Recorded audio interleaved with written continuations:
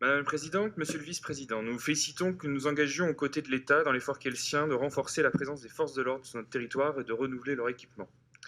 Le diagnostic que nous portons, et vous le partagez semble-t-il avec ce rapport, c'est celui d'une forte progression des forces de sécurité en Ile-de-France avec l'arrivée de 1600 policiers et gendarmes supplémentaires. Il faut ainsi y répondre en augmentant l'effort sur l'équipement d'une part et en prévoyant l'aménagement des commissariats et des gendarmeries d'autre part. En tant que collectivité, nous avons raison d'accompagner cet effort indispensable pour le quotidien des Franciliens. Il est nécessaire de réaffirmer notre soutien aux forces de l'ordre républicaines qui, rappelons-le, font face quotidiennement aux risques terroristes. 36 attentats ont ainsi été déjoués depuis 2017. À cela s'ajoutent les nombreuses violences qui visent spécifiquement les policiers et les gendarmes.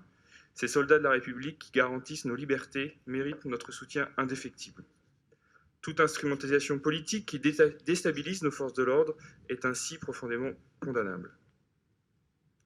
Combattre le sentiment d'insécurité dans notre région est un travail de long terme. Il commande de s'attaquer à des causes multiples. Cela est d'autant plus important dans nos territoires urbains où la réduction des effectifs que certains ont cru pouvoir remplacer par la vidéosurveillance et la réorganisation hasardeuse du renseignement territorial à la fin des années 2000 ont facilité le développement des trafics qui sont un enfer pour la vie des Franciliens.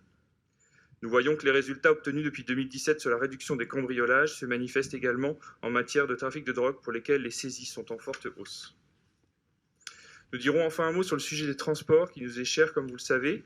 Nous plaidons depuis l'élection pour un nouvel acte fort de la région afin de sécuriser les transports en commun. La convention que nous apprêtons à examiner y participera, mais nous vous demandons une nouvelle délibération cadre.